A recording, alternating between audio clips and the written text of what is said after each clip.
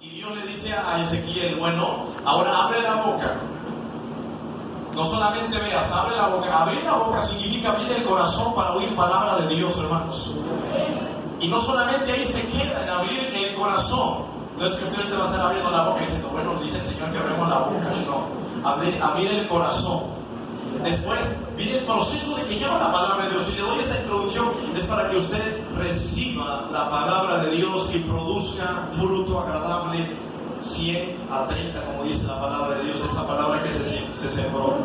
Y ya que abrió su boca Ezequiel, no se queda ahí el punto. Dios le dice a Ezequiel, ahora mastica la palabra, o mastica el rollo, y Ezequiel empieza a masticar, y no se queda ahí solamente. Le dice Dios a Ezequiel, ahora trágalo, ahora come lo que te llene tus entrañas para que tú puedas compartir y dar esa palabra al pueblo, porque ese era el plan, ese era el punto. Antes de yo compartir esta palabra, Dios me hizo comer la palabra para que yo pudiera hablarles esta palabra. Ahora usted en ningún proceso tiene que tomar. Ya miró la palabra, ya miró el rollo, ahora abra su corazón. En siguiente lugar, ahora digiera la palabra, mastique la palabra, empiece a repasar, que su mente esté ahí la palabra. Y en tercer lugar, atesore la palabra, no la deje salir, ahí tengan en su corazón. En primer lugar, quiero hablar de este siervo inútil que se le da ese título, y habla acerca de quién tiene un siervo. Y cuando hablamos de siervo, en primer lugar quiero explicarles que siervo es una persona completamente sometida a alguien. Ese es un siervo. El significado más común de un siervo es un esclavo, aquella persona que le sirve o está en servidumbre. En la antigüedad se compraban los esclavos. Eso era un siervo, persona completamente sometida a algo o a alguien, o entregado a sus servicios, o un trabajo sin descanso. Algo que decía nuestra hermana importante, que después de que hayamos hecho lo que nos correspondía hacer, digamos, siervos inútiles somos. Pero quiero aclarar esta palabra. Miren, nuestras Biblias fueron traducidas de un idioma llamado el griego en el Nuevo Testamento, y el Antiguo Testamento fueron traducidas de un idioma que lo conocemos como el hebreo. Y para poder traducir hay tanta amplitud que si usted se va con la palabra de que siervos inútil, no encaja con la palabra del español inútil, porque la palabra inútil es algo inservible. ¿Amén o no amén, hermanos? Entonces, cuando usted habla de que siervo inútil es alguien inservible, que no es útil para nada. Entonces, la palabra original que habla aquí de un siervo inútil es la palabra indigno. Siervo indigno es.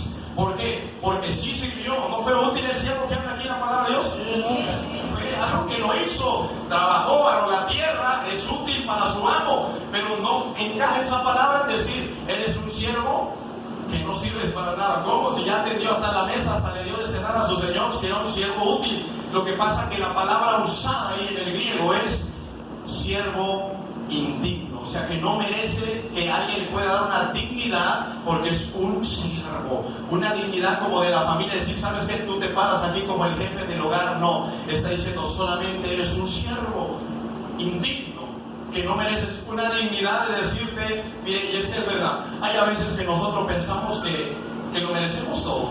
Y quiero contarles, yo no sé cuántos tengan tiempo, hermanos, yo quería regresarme hoy, pero me voy a quedar, con tal de que usted escuche la palabra del Señor. Sé que hay ciertas cosas, pero aproveche que se imparte la palabra. Dios tiene mucha palabra para ustedes. Yo me asombré de Dios, digo, Señor, ¿y van a poder comerse toda esa comida en la juventud? Yo creo que el Señor sabe las cosas, hermanos. Miren, hay a veces que nosotros pensamos que tenemos méritos para con Dios, pero no es así.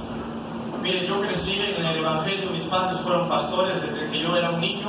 Íbamos caminando en Bestia a hacer culto al hogar, nos agarraba el agua a medio camino a otro pueblo, y ahí usted nomás ve, ay, ya viene la lluvia, no vamos a ir al culto.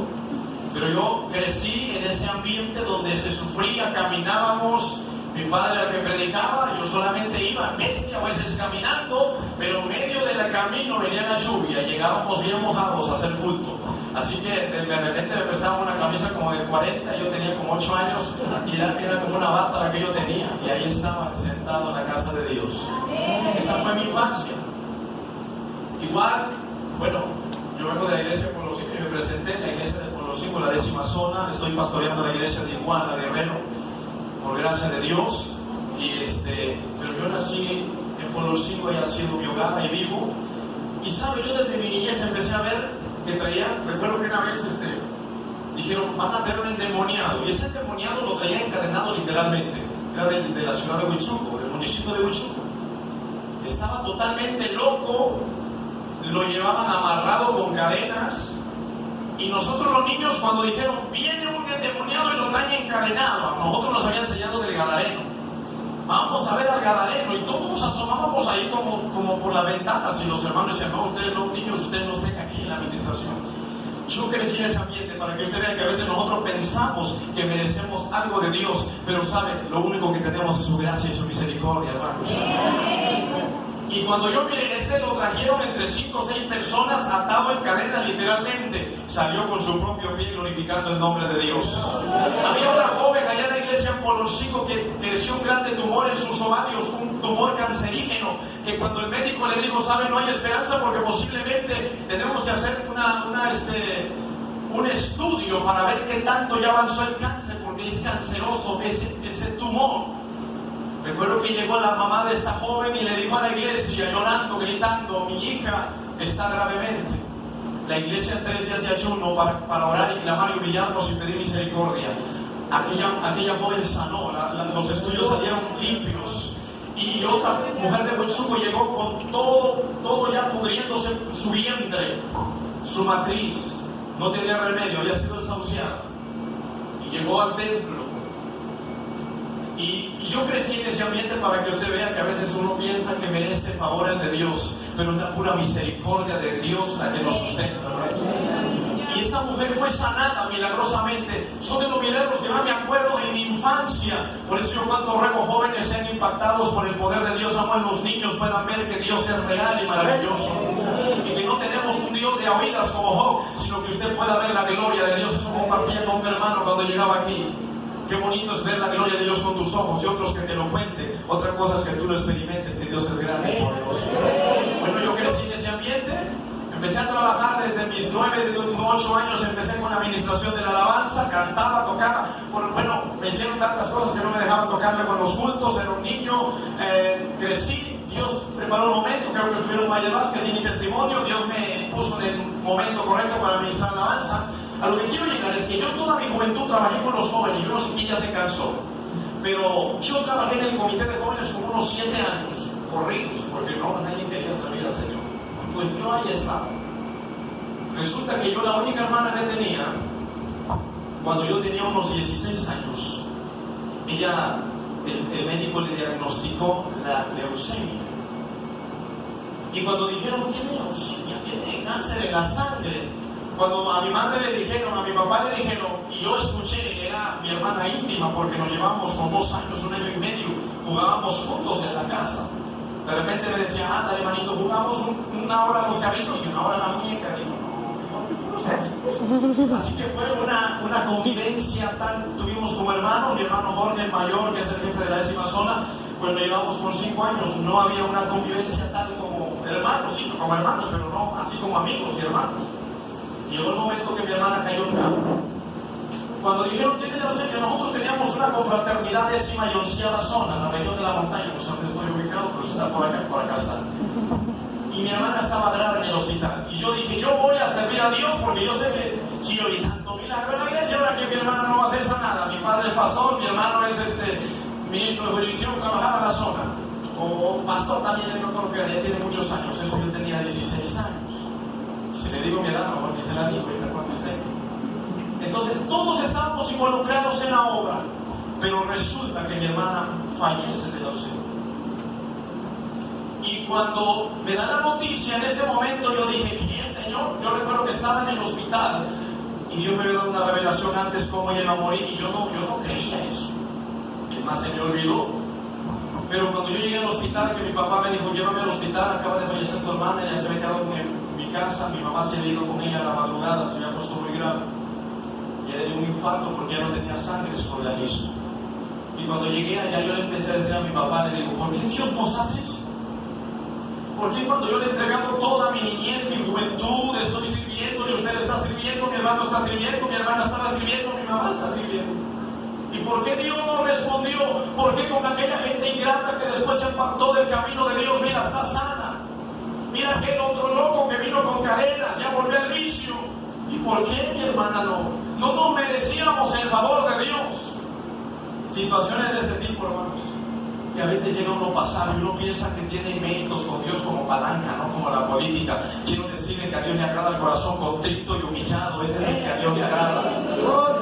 Y para mí fue un impacto que yo dije, ya no voy a orar ni por mi comida, Señor, me diste una bofetada. Cuando todo te lo he dado, cuando todo me he entregado, cuando te he servido y día tras día, sírvale jóvenes en su juventud, que es algo maravilloso. La palabra de Dios dice que el soltero puede servir a Dios con libertad. El casado tenemos que atender a la familia, a los hijos. Pero ustedes que están en soltería, sírvanle con todos. ¿Quién los detiene? No hay un chamaquito que le esté llorando ahí diciendo, mamá, ¿qué es esto? Son libres para servirle a Dios. Y no digo que no se pueda. Mira, aquí estoy con 3 hijos y 16 años de casado, pero aquí estoy para la gloria y honra de Dios. Se puede. Con Cristo se puede. Y ahí entendí lo del siervo inútil que dice la Escritura, el siervo indigno. Yo me enojé con Dios, me amargué con Dios. Y cuando estaba en el hospital llorando, porque más que mi hermana yo la amaba mucho como una amiga también, en ese momento recordé lo que Dios me había dado por medio de un sueño, cómo ella había fallecido en ese hospital. Cuando me quedé viendo la lámpara me empecé a acordar de aquel sueño.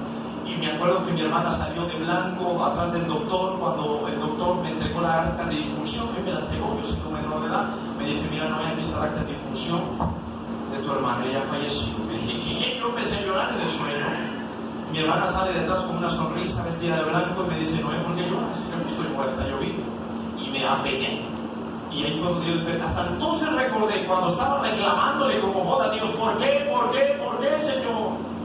¿Por qué una mujer tan llena de vida, 18 años, la llevas de esta tierra, cuando podría servirte muchos años más adelante?